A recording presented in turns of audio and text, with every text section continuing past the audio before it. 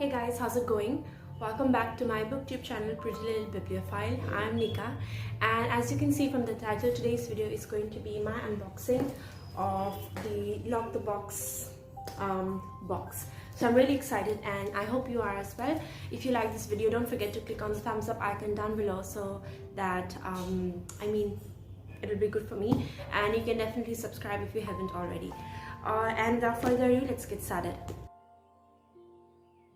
So as I'm sure you guys already know, this sale was going on in the Bookchore website, and that's where I bought mine. So I opted for the smallest box. I'm not sure what the name was, but the worth of it was $11.99. So I got all of these books for $11.99 total.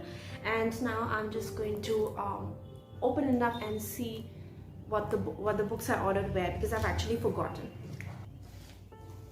So the first thing I see is the thank you card. Then we also have two little bookmarks.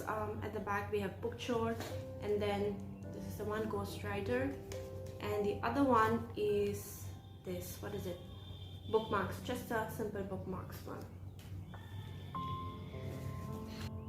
So the first book is And the Ocean Was Our Sky by Patrick Ness, illustrated by Ravina Kai. I've heard a lot about this book and I really love the illustrations.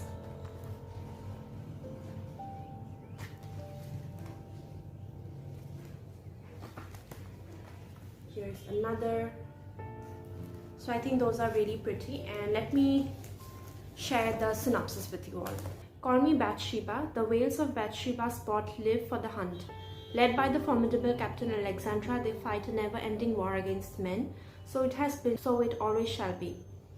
Then the whales attack a manship, and instead of easy prey, they find the trail of a myth, a monster, perhaps the devil himself. With the relentless captain leading the chase, they embark on the final hunt, one that will forever change the worlds of whales and men.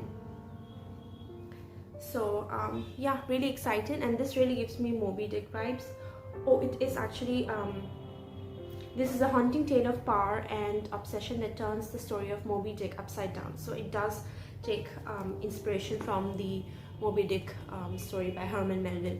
But yeah, really excited for this, and this is actually a really beautiful purchase. Then the next book I got was a classic. It is Lady Chatterley's Lover by D.H. Lawrence. The reason I actually got this book is, just a second. So I recently just got Tenderness from by Alison MacLeod from Bloomsbury, and I'm really excited to read it. And it does build a lot upon the D.H. Lawrence story. That is why I thought it would be good if I had actually read the original and done a bit of sociological research around it at the time of its publication, the reception that it received, and all of that, so that I can go into this book as well. And let me share the synopsis now. Lady Constance Chatterley is trapped in a loveless marriage to a man who is impotent. Oppressed by her dreary life, she is drawn to Mellors, the gamekeeper. Breaking out against the constraints of society, she yields to her instinctive desire for him and discovers the transforming power of physical love, which leads them both towards fulfillment. So this was banned for many years when it was first published in England in 1960, and it has been called, well, D.H. Lawrence called it the most improper novel in the world. So yeah, really excited to read it, and I've heard a lot of good things about it already, so I am eager to read it and form my own opinions about it. Moving on, I have two more classics. The first one is Her by H. Rider Haggard. The reason I picked it up was because of the title, because of the title and the beautiful cover. So she is an exotic story of haunting power which delves into the hidden corners of mythology to amplify a thrilling tale of adventurous Cambridge bachelor Don Ludwig Horace Holly and his companion embark on a dangerous quest to darkest Africa and encounter the terrible but attractive White Queen Aisha, she who must be obeyed, in her domain, the mysterious underground tombs of Kor. Sir Henry Rider Haggard wrote She immediately following the sensational overnight success of King Solomon's Mines, and it has remained one of his best-loved books ever since. So I'm excited to read it, but based on that synopsis, it sounds a bit like a White Gaze, you know, gives me in a way sort of Heart of Darkness vibes, but obviously I cannot judge a book before I've read it, so I'm gonna read it and then let you know all about it. The other classic that I got is a vintage Vita Sackville West's Pepita. So this is apparently the story of Vita's Spanish grandmother. Vita Sackville West was an extraordinary woman from a long line of extraordinary women. This book tells their stories. Her grandmother Pepita, daughter of an old clothes peddler, made her fortune as a dancer and had a scandalous affair with an English diplomat. The illegitimate daughter Victoria, Vita's mother, spent her childhood hidden in a convent but went on to be the glamorous mistress of Knoll, one of the grandest old houses in England. Vita brings all her legendary wit, passion and eccentricity to this colorful family portrait. The reason I got it was because I knew of Vita Sackville West, especially in relation to Virginia Woolf, so I was excited to read it, and this cover is absolutely really gorgeous.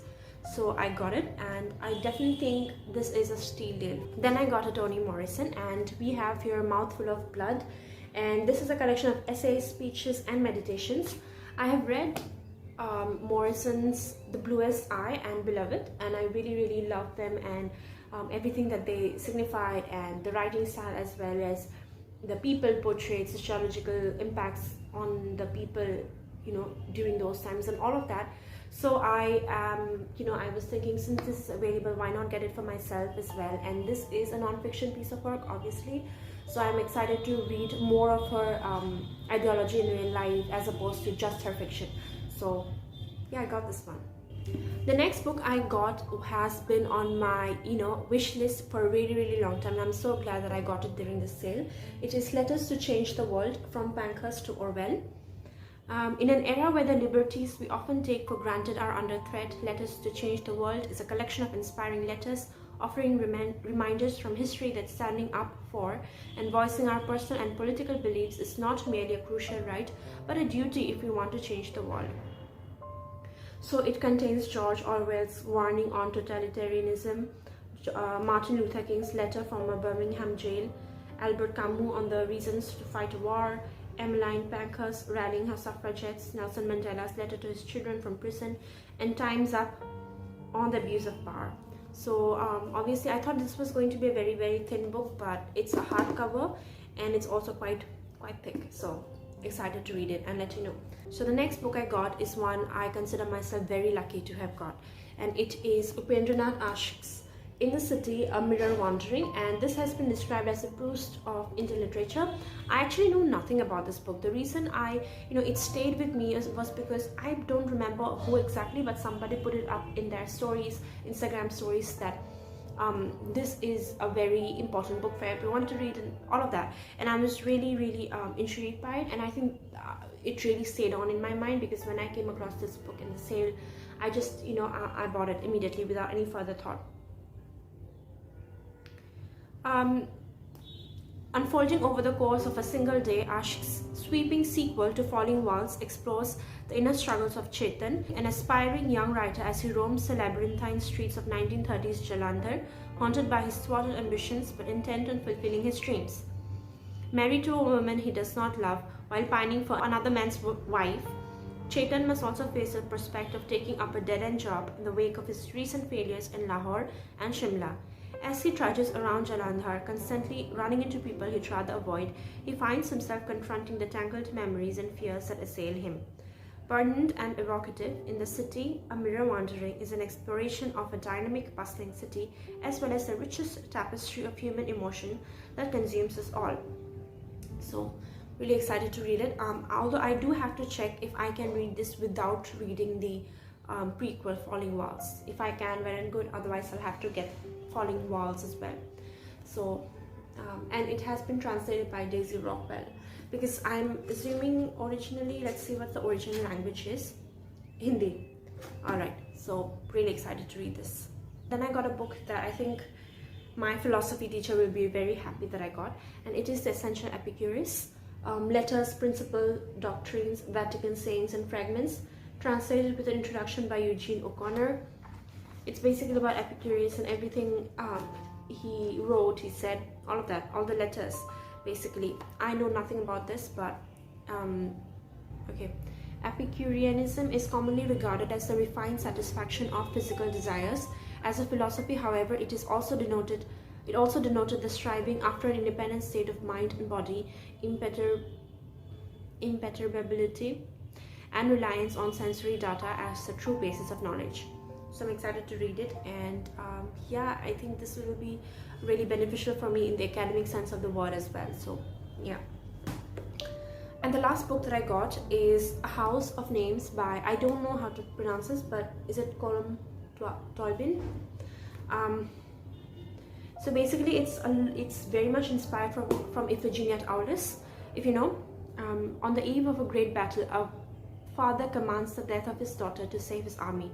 3 years later, Agamemnon, he returns home, and his murderous action has set the entire family, mother, brother, sister, on a path of intimate violence. As his wife seeks her revenge, the remaining siblings must find a way to right the wrongs of the past, even if it means committing themselves to a terrible barbarous act. Basically the Orestia. So I'm excited to read and see what change he has brought in. So yeah, because this is definitely one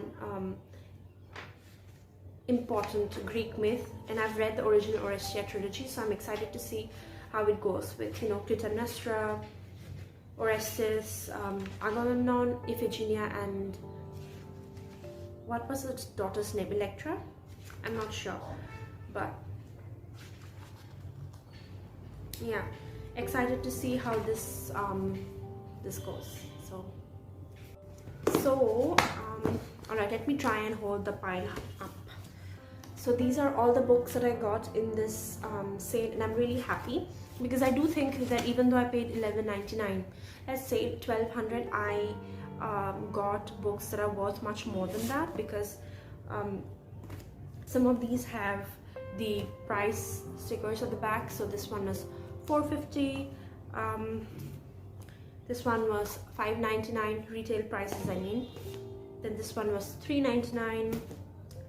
This one was surprisingly $6.99. Okay, this one doesn't have. This one was again $5.99. This book, and then yeah, and then these 4 books don't have a price sticker at the back. But anyway, these are all original works, which I think definitely worth their weight in gold. So I'm really happy with all the books that I got in the sale, and I think they're worth it for the price that I paid, especially. So yeah, I'm really happy with the sale. I hope you liked this short unboxing video, and if you want to buddy read any of these books with me, let me know. If you've read any of these books, then let me know what you thought about it, because I definitely am looking forward to all of them. But I definitely think that the first one will be this one, Lady Chatterley's Lover, and this book. It's got such a long title. I tend to forget. And the ocean was our sky. So everything is upside down. The whales are on the top and ships are on the bottom. So these 2 will be my first picks from the whole pile. I'll read these books first, and then I'll move on to the rest. So yeah, really happy with everything, and I hope that's it for today's video. I hope you enjoyed it, and if you liked it, don't forget to click on the thumbs up icon down below. And yeah, that's it. Once again, thanks for watching. I'll see you again. Take care. Peace out. Bye.